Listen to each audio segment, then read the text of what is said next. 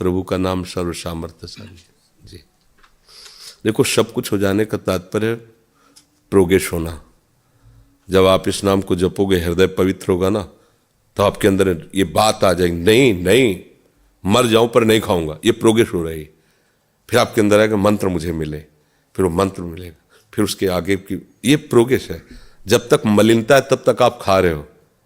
अब हमारे आगे रख दिया जाए कि तो हम मरना स्वीकार कर लेंगे, आज नहीं तो कल मरना ही है, पर हम ये तो नहीं पा सकते ना, नहीं पा सकते।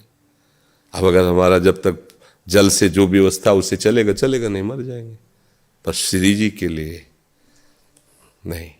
अब ये निष्ठाएं ऐसे थोड़ी आ जाती कि ऐसे आ जाती है, तो जपो, ये आपको चढ़ाता चला जाएगा, ऐसा है।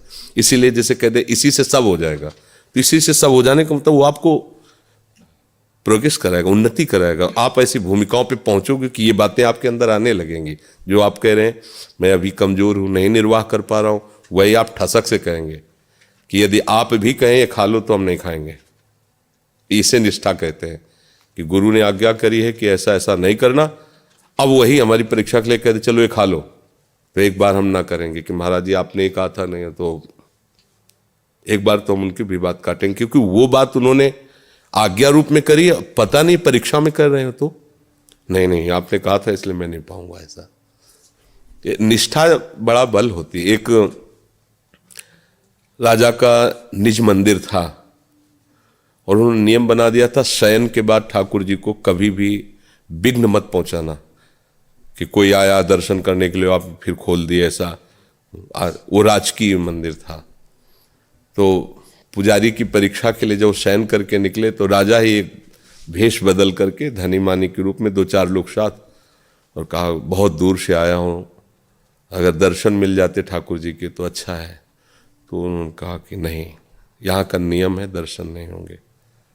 धनराशि या सर्फियाँ निकाली और कहा, तो खींच के एक थप्पड़ मारा और कहा तुम नियम के आगे इस धन को चलाना चाहते हो, सीधे यहाँ से वापस हो जाओ।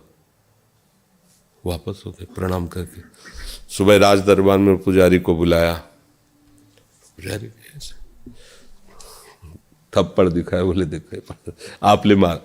तो महाराज मेरी सामर्थ्य कैसे कि मैं आपको थप्पड़ लगा सकूं? उनका मैं ही था, और बोले मैं इस समय आपको इनाम देता हूं कि आप अपनी निष्ठा पर रहें। थप्पड़ का इनाम कि आप श्रेष्ठ पदवी पे, जो भी आपको धन चाहिए राजमहल से जाएगा।